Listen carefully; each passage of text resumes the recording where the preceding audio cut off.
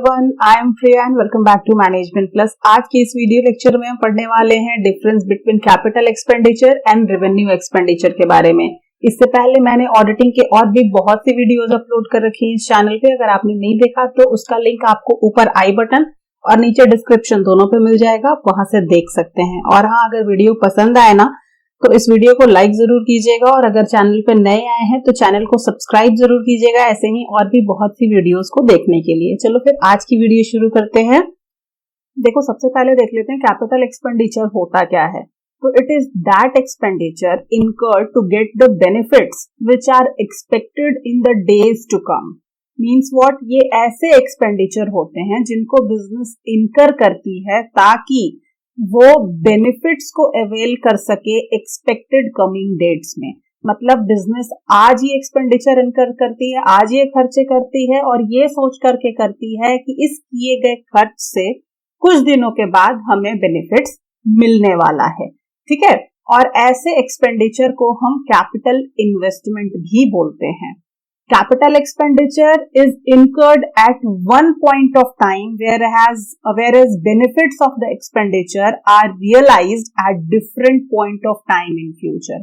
मतलब capital expenditure हम incur एक ही बार करते हैं, लेकिन इसके जो benefits होते हैं ना इस खर्चे के, वो हमें फ्यूचर में बहुत बारी रियलाइज करने को मिलते हैं। मतलब आप एक बार खर्च करो अपने बिजनेस में, एक मोटा अमाउंट एक बार आप इन्वेस्ट कर दो और जिससे आपको एक लंबे समय तक बार बार आपको बेनिफिट्स मिलते रहेंगे। ऐसे एक्सपेंडिचर को, ऐसे जो खर्चे आप बिजनेस में करते हो ना, ऐसे एक्सपेंडिचर को हम कैपिटल एक्सपेंडिचर बोलते हैं। मतलब खर्चा एक बार कर दिया और एक टाइम पीरियड के बाद उससे बहुत सारे बेनिफिट्स आपको लंबे समय तक मिलते आ रहे हैं। जैसे देख लो, एग्जांपल के तौर पे एक्सपेंसेस इनकर्ड फॉर परचेज और इरेक्शन ऑफ फिक्स्ड एसेट्स। कोई भी खर्चा अगर आप किसी फिक्स्ड एसेट्स को खरीदते हो, उसको कंस्ट्रक्ट करते हो, उसमें अगर आता है तो ऐसे एक्सपेंस को हम कैपिटल एक्सपेंडिचर बोलते हैं। जैसे कि land, building, plant and machinery, furniture, equipment, vehicle etcetera.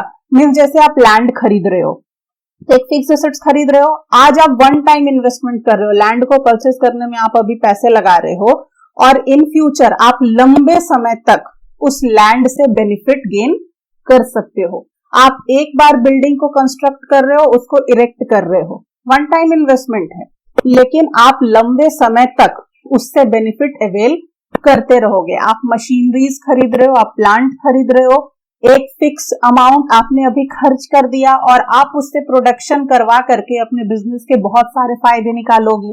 तो ऐसे जितने भी फिक्स एसेट्स में आप इन्वेस्टमेंट कर रहे हो, आप खर्चे कर रहे हो, ऐसे खर्चे को आप कैपिटल एक्सपेंडिचर बोलते हो। मतलब एक ऐसा एक्सपेंडिचर जिससे आपको लंबे समय तक फ्यूचर कोर्स ऑफ एक्शन में बेनिफिट्स मिलते रहे। एक बार खर्चा करो और बेनिफिट्स आपको फ्यूचर में बार बार मिलता रहे। क्लियर है? तो such expenditure yield benefit over a longer period and hence return in assets. ऐसे एक्सपेंडिचर आपको क्या देते हैं? लॉन्ग टर्म पीरियड के लिए बेनिफिट्स देते हैं। यहाँ पे दो वर्ड्स आते हैं, long term and short term. Long term कभी भी आप देखो तो आपको क्या समझना है कि मोर देन 1 ईयर्स, मोर देन 1 ईयर्स एक ऐसा टाइम फ्रेम, मतलब लॉन्ग टर्म का मतलब कि जो हमें 1 साल से ज्यादा का बेनिफिट दे रहा है, that is long term benefit.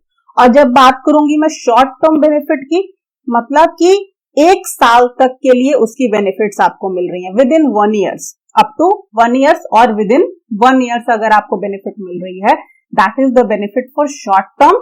And more than 1 years अगर आपको बेनिफिट मिल रही है, that benefit is for longer term. Clear है? नेक्स्ट देखिए क्या है, क्लासिफिकेशन ऑफ कैपिटल एक्सपेंडिचर। तो कैपिटल एक्सपेंडिचर कैसे कैसे होते हैं उसको मैंने यहाँ पे क्लासिफाई किया है। फर्स्ट क्या है आपका, expenditure is incurred on the new plant and machinery either for introducing new product और increasing the market potentiality of existing product. अगर आप एज अ बिजनेस कोई ऐसा एक्सपेंडिचर इनकर कर रहे हो, कैसा एक्सपेंडिचर, आप नए प्लांट्स एंड मशीनरीज को परचेज कर रहे हो, क्यों कर रहे हो? ताकि आप कोई नया प्रोडक्ट मार्केट में इंट्रोड्यूस कर सको या फिर जो एग्जिस्टिंग प्रोडक्ट अभी आपके मार्केट में हैं उनके एफिशिएंसी को और इंक्रीज कर सको, उनके अंदर और कुछ फीचर्स वगैरह ऐड कर सको। मतलब अगर आपको नए प्रोडक्ट लॉन्च करने हैं या एग्जिस्टिंग प्रोडक्ट्स में अगर और कुछ एफिशिएंसी उसकी बढ़ानी है, उसके लिए आप कोई नए प्लांट एंड मशीनरी परचेस कर रहे हो, तो वो खर्चे कैसे आएंगे? कैपिटल एक्सपेंडिचर के अंदर आएंगे। मतलब अभी आपने प्लांट एंड मशीनरी को परचेस कर लिया और कल के डेट में आप उससे नए तरीके के प्रोडक्ट्स, नए फीचर वाले प्रोडक्ट आप मैन्युफैक्चर करोगे, तो आपने एक बार खर्चा किया, लेकिन आप लंबे समय तक, जब तक वो मशीन काम लायक रहेगी, तब तक आप उससे प्रोडक्शन करोगे और प्रॉफिट अर्न करोगे। मतलब बेनिफिट जो है वो आप लंबे समय तक के लिए यहाँ पे गेन कर रहे हो। सेकंड क्या है हमारा? Expenditure is incurred for maintaining normal business operation such as replacing old machine by new one, establishing new office etcetera. यानी ऐसे खर्चे, ऐसे एक्सपेंडिचर जो आप इनकर करते हो नॉर्मल बिजनेस ऑपरेशन को चलाने के लिए, मेंटेन करने के लिए। डे टू डे ऑपरेशन नहीं है, नॉर्मल बिजनेस ऑपरेशन को मेंटेन करने के लिए। मतलब आपका नॉर्मल कोर्स ऑफ एक्शन में आप कोई मशीन यूज कर रहे थे, अब वो मशीन नई टेक्नोलॉजी की नहीं है, उसको रिप्लेस करके और आप अप टू डेटेड मशीन मंगवाना चाहते हो और उसको रिप्लेस करने में अगर आप खर्च करते हो तो वो कैपिटल एक्सपेंडिचर है। अगर कोई नया ऑफिस एस्टैब्लिश करना चाहते हो ताकि आपका जो बिजनेस ऑपरेशन है वो और स्मूथली हो सके, तो उस नए ऑफिस को एस्टैब्लिश करने में जो खर्चे आएंगे वो आपके कैपिटल एक्सपेंडिचर के पार्ट होंगे। मतलब आपने एक बार ही मशीन को रिप्लेस करने में खर्च कर दिया और आप उससे और भी ज्यादा अच्छा प्रोडक्ट मैन्युफैक्चर कर पाओगे, जिससे आपको फ्यूचर कोर्स ऑफ एक्शन में बहुत लंबे टाइम तक बेनिफिट्स मिलते रहेंगे। थर्ड पॉइंट आपका क्या है? Expenditure is incurred for research work. देखो, आप जब बिजनेस स्टैब्लिश करते हो, नए प्रोडक्ट लॉन्च करते हो, नए मार्केट में एंटर करते हो, तो आप क्या करते हो? रिसर्च करते हो। तो कोई भी खर्चा अगर आप रिसर्च वर्क पे लगाते हो ना, तो वो बहुत ज्यादा इंपॉर्टेंट होता है आज के डेट में, इस कॉम्पिटिटिव वर्ल्ड में। आप रिसर्च करते हो हमेशा इनिशियल लेवल पे, और अगर आप एक इफेक्टिव और इफिशिएंट रिसर्च वर्क कर लेते हो ना और उसके बेसिस पे बिजनेस स्टैब्लिश करते हो, तो आपका बिजनेस काफी अच्छा आपको बेनिफिट देता है। तो रिसर्च वर्क पे आप वन टाइम इन्वेस्टमेंट कर रहे हो, शुरुआत में इन्वेस्टमेंट कर रहे हो, और उस रिसर्च वर्क के बेसिस पे आप लंबे समय तक बिजनेस से बेनिफिट लेते रहोगे। तो ऐसे एक्सपेंडिचर जो रिसर्च वर्क में खर्च होते हैं वो भी आपके कैपिटल एक्सपेंडिचर के पार्ट होते हैं। नेक्स्ट क्या है? Expenditure is incurred indirectly for production. ऐसे एक्सपेंडिचर जो डायरेक्टली नहीं बल्कि इनडायरेक्टली भी इनकर्ड हो प्रोडक्शन के लिए, ऐसे एक्सपेंडिचर भी हमारे कैपिटल एक्सपेंडिचर में होते हैं। जैसे कि हम अपने वर्कर के हेल्थ के रिगार्डिंग खर्च करें, उनके सेफ्टी के रिगार्डिंग, वेलफेयर के रिगार्डिंग, ट्रेनिंग देने के लिए, एजुकेशन देने के लिए खर्च करते हैं। तो ये सारे खर्चे हमारे कैपिटल एक्सपेंडिचर के पार्ट होते हैं। जैसे हमारे ह्यूमन रिसोर्स हैं, जो हमारे पर्सोनल्स हैं, जो हमारे यहाँ वर्क कर रहे हैं, उनको अगर हम ट्रेनिंग दें, तो ऑब्वियस सी बात है हर दिन हर महीने तो आप ट्रेनिंग नहीं देते हो, 2 साल पे 3 साल पे एक बार उनको ट्रेनिंग दे देते हो, उनको और लर्निंग प्रोसेस करवा देते हो, उनका डेवलपमेंट करवा देते हो। तो आप उनको एक बार ट्रेनिंग प्रोवाइड कर रहे हो 3 साल 4 साल पे, और क्या हो रहा है? आपको एक बार उनको ट्रेनिंग प्रोवाइड करके आप उनको इतना एफिशिएंट बना दे रहे हो कि आपको लंबे समय तक वो बेनिफिट दे करके आपके बिजनेस की प्रोडक्टिविटी को इंक्रीज करवाएंगी। तो ये वन टाइम खर्चा है जो आप अपने वर्कर्स पे कर रहे हो, लेकिन इसके बेनिफिट्स आपको लंबे समय तक रिकरिंग नेचर में मिलते रहेंगे। क्लियर है? आप डायरेक्टली प्रोडक्शन में मशीन या प्लांट खरीद करके खर्च नहीं कर रहे, बल्कि प्रोडक्शन को बूस्ट करने के लिए इनडायरेक्टली खर्च कर रहे हो, और ऐसे भी एक्सपेंडिचर को हम कैपिटल एक्सपेंडिचर का पार्ट मानते हैं। नेक्स्ट क्या है हमारा? Expenditure is incurred for innovation. अगर आप कोई भी इनोवेशन अपने बिजनेस के अंदर लाते हैं तो वो खर्चा आपका इनिशियल है, लेकिन उस इनोवेशन की वजह से अगर आप मार्केट में कॉम्पिटिटिव एडवांटेज लेते हैं तो वो जो खर्चा है आपको मैक्सिमम बेनिफिट प्रोवाइड करेगा फ्यूचर कोर्स ऑफ एक्शन में और लंबे समय तक। क्लियर है? चलिए फिर आगे देखते हैं। नेक्स्ट है हमारा रेवेन्यू एक्सपेंडिचर। रेवेन्यू एक्सपेंडिचर क्या होता है? अब देखो क्या है, एक्सपेंसेस जो कि एक बिजनेस इनकर करती है, एक एट रैंडम इनकर करती है, मतलब कुछ पैसे खर्च करती है, और जिसका पूरा बेनिफिट वो एक ही अकाउंटिंग पीरियड के अंदर ले लेती है, यानी 1 साल के अंदर अंदर वो फुल बेनिफिट को एंजॉय कर लेती है। ऐसे खर्चे को हम रेवेन्यू एक्सपेंडिचर बोलते हैं। मैंने खर्च करा और 1 साल के अंदर मुझे जितने उस खर्चे से बेनिफिट मिलने चाहिए थे वो मुझे मिल गए, तो मैंने कैसा एक्सपेंडिचर करा, मैंने रेवेन्यू एक्सपेंडिचर करा। और ये जो रेवेन्यू एक्सपेंडिचर्स होते हैं, ऐसे खर्चे ट्रेडिंग पीएल के डेबिट साइड में आपको देखने को मिलते हैं। The expenditure which is incurred on regular basis, ऐसे खर्चे कैसे होते हैं, रेगुलर बेसिस पे होते हैं, मतलब हमेशा होते रहते हैं, एक बार नहीं होते, रेगुलर टाइम पीरियड पे आप खर्च करते रहते हो अपने बिजनेस के अंदर। और क्यों खर्च करते रहते हो, ऑपरेशनल एक्टिविटी को कंडक्ट करने के लिए। हमारे बिजनेस के अंदर बहुत सारी ऑपरेशनल एक्टिविटी होती हैं, जैसे बिजनेस को कंडक्ट करना है तो मैन्युफैक्चरिंग हो रहा होगा, तो मैन्युफैक्चरिंग के लिए स्टॉक्स आने चाहिए, कैरेज होना चाहिए, सामान एक जगह से दूसरे जगह मूव करना चाहिए। तो इन सारे छोटे छोटे जो खर्चे होते हैं ना, जो बिजनेस के ऑपरेशन को चलाने में हेल्प करते हैं, इन सारे रेगुलर बेसिस पे इनकर किए जाने वाले एक्सपेंडिचर को हम बोलते हैं रेवेन्यू एक्सपेंडिचर। जैसे अगर आप प्रोडक्शन यूनिट है तो आपको प्रोडक्शन करने के लिए स्टॉक की जरूरत है, तो आप अगर स्टॉक परचेज कर रहे हैं तो ये आपका रेवेन्यू एक्सपेंडिचर का पार्ट है। अगर आप स्टॉक को एक जगह से दूसरे जगह मूव कर रहे हैं, कैरेज का खर्च आ रहा है, तो वो जो कैरेज का एक्सपेंस है वो आपका रेवेन्यू एक्सपेंडिचर है। नेक्स्ट देखिए, revenue expenditure does not result in an increase in the earning capacity of the business but only help in maintaining the existing earning capacity। Revenue expenditure आपके earning capacity को increase नहीं करता। किसी भी business के earning capacity को increase कौन करता है, कैपिटल एक्सपेंडिचर। मतलब कैपिटल एक्सपेंडिचर के अंदर हमने पढ़ा कि हम किसी फिक्स एसेट्स को इनकर मतलब खरीद रहे हैं या फिर उसको कंस्ट्रक्ट कर रहे हैं। तो आप एक फिक्स एसेट्स को खरीद रहे हो, सपोज कि आप एक मशीनरी खरीद रहे हो, तो आप अपनी अर्निंग कैपेसिटी को बढ़ा रहे हो, अपने बिजनेस के अंदर कोई नया फिक्स एसेट्स ला रहे हो, तो वो आपके लंबे समय तक बेनिफिट को देगा। तो जैसे ही वो लंबे समय तक बेनिफिट देगा, मीन्स कि आपके अर्निंग कैपेसिटी को वो बढ़ाएगा, आपके कमाने के कैपेसिटी को बढ़ाएगा, है ना। और वहीं पे अगर हम रेवेन्यू एक्सपेंडिचर की बात करें तो रेवेन्यू एक्सपेंडिचर उस अर्निंग कैपेसिटी को मेंटेन करने में हेल्प करता है, ना कि इंक्रीज करता है। मतलब आपने अगर एसेट को खरीदा तो आपने अपनी अर्निंग कैपेसिटी बढ़ा ली, लेकिन जैसे ही आपने अर्निंग कैपेसिटी बढ़ाई तो अब ऑब्वियस सी बात है, आपने एसेट खरीदा है कुछ न कुछ मैन्युफैक्चर करने के लिए। अगर उस एसेट के पास स्टॉक ही नहीं होगा मैन्युफैक्चर करने के लिए, तो क्या वो आइडल ही पड़ा रहेगा ना, और क्या करेगा। तो उसको स्टॉक प्रोवाइड करना ताकि वो आपके अर्निंग कैपेसिटी को बढ़ाए, मतलब उसको उसकी अर्निंग कैपेसिटी बढ़ाने में उसकी हेल्प करना, उसको मेंटेन करना। ऐसे खर्चे जो होते हैं वो होते हैं रेवेन्यू एक्सपेंडिचर। जो अर्निंग कैपेसिटी बढ़ाती है वो खर्चे होते हैं आपके कैपिटल एक्सपेंडिचर। क्लियर है। तो रेवेन्यू एक्सपेंडिचर कभी भी आपकी अर्निंग कैपेसिटी को नहीं बढ़ाता, बल्कि अर्निंग कैपेसिटी को मेंटेन करने में हेल्प करता है। जैसे एग्जांपल देख लीजिए, बहुत से खर्चे होते हैं जो रेवेन्यू के अंदर आते हैं, जैसे wages, salaries, printing, stationery, electricity expense, repair and maintenance expense, inventory, postage, insurance, taxes etcetera. तो जैसे ये चीजें क्या है, आपकी अर्निंग कैपेसिटी, आपके ह्यूमन रिसोर्स बढ़ाते हैं, उनको वेज देना, उनकी सैलरी देना, ताकि वो क्या रहे, सेटिस्फाइड रहे।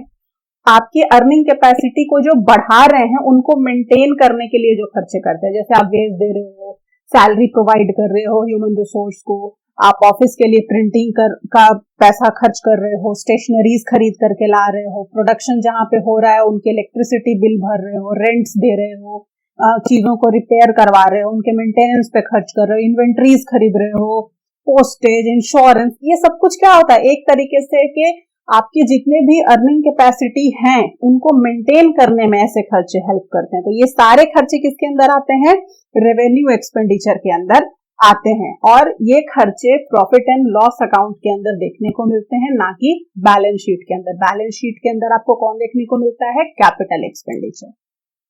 देखिए अब डिफरेंस देख लेते हैं। जो फर्स्ट हमारा डिफरेंस क्या है, capital expenditure incurred in enhancing the current one और बाइंग द न्यू वन।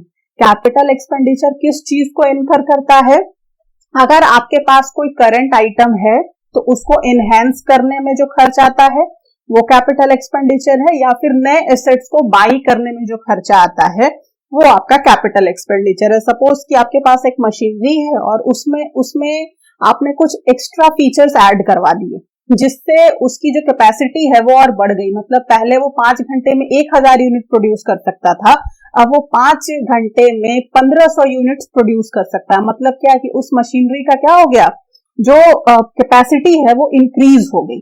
तो कैपेसिटी इंक्रीज करने में जो खर्च आया दैट इज कैपिटल एक्सपेंडिचर। और अगर वहीं पे आपने कोई नया मशीन परचेस कर लिया तो वो भी क्या हो जाएगा, आपका कैपिटल एक्सपेंडिचर का पार्ट हो जाएगा। अब यहीं पे हम रेवेन्यू की बात करें तो रेवेन्यू में वो खर्चे होते हैं, वो एक्सपेंस इनकर्ड किया जाता है जो डे टू डे ऑपरेशन को रन करने के लिए लगाया जाए। मतलब डे टू डे ऑपरेशन को रन करने के लिए स्टेशनरी की जरूरत है, तो स्टेशनरी के जो पैसे हैं वो आपके रेवेन्यू एक्सपेंडिचर के अंदर आ गए। रेंट हो गया, इलेक्ट्रिसिटी बिल हो गया, टेलीफोन बिल हो गया, ये सारा खर्चा जो day to day operation of the business में लगता है वो वही आपका आता है क्या, रेवेन्यू एक्सपेंडिचर। सेकेंड पॉइंट है हमारा कि कैपिटल एक्सपेंडिचर जो होता है वो लॉन्ग टर्म एक्सपेंडिचर होता है। मैंने शुरू में ही आपको बताया long term and short term के बारे में। लॉन्ग टर्म एक्सपेंडिचर का मतलब कि मोर देन 1 ईयर तक आप इसके बेनिफिट्स को एंजॉय कर सकते हैं। और ये जो खर्चे होते हैं लंबे समय तक सोच के किए जाने वाले खर्चे होते हैं। और वहीं पर रेवेन्यू एक्सपेंडिचर जो होता है वो शॉर्ट टर्म एक्सपेंडिचर होता है। लोग जानते हैं ये शॉर्ट टर्म के लिए किया जाने वाला खर्चा है, 1 साल तक से ज्यादा इसका वैलिडिटी नहीं होगा। थर्ड वन क्या है आपका, लमसम अमाउंट, यानी कि एक सर्टेन सम ऑफ मनी, आप एक ह्यूज सम ऑफ मनी आप एक बार में खर्च कर रहे हो। मतलब 1 लाख रुपए हमने दे दिया, अब उससे कोई सामान खरीद लिया और अब हम उसका बेनिफिट लंबे समय तक अवेल करेंगे। एक सर्टेन सम ऑफ मनी आप एक बार में यहाँ पे लगाते हो, मतलब लमसम अमाउंट यहाँ पे रिक्वायर्ड होता है।